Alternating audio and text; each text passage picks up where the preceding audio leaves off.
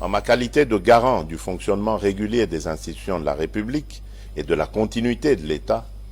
j'ai examiné en toute responsabilité l'ensemble des recommandations formulées dans les 3 commissions de la table ronde. Après avoir échangé avec les responsables des institutions de l'État et entendu le Conseil supérieur de la Défense,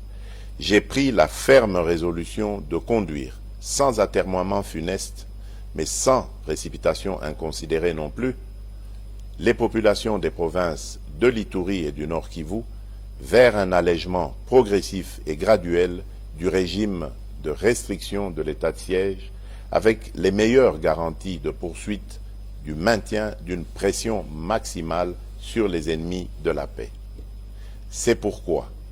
prenant la juste mesure de l'impérieuse nécessité d'un retour sécurisé de nos populations à une vie civile et citoyenne normale d'une part, et des avancées enregistrées au cours de la gouvernance sous l'état de siège d'autre part,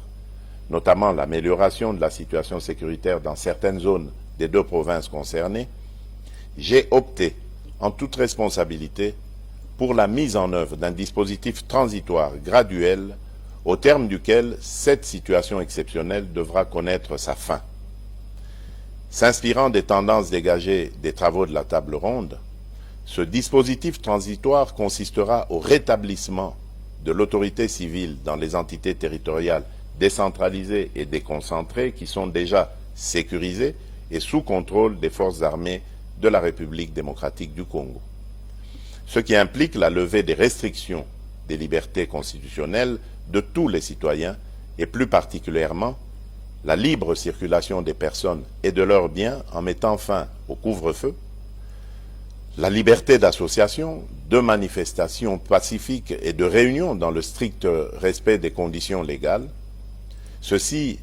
est d'autant plus important que les différents acteurs engagés au processus électoral ont droit à y participer pleinement et sans entrave aucune.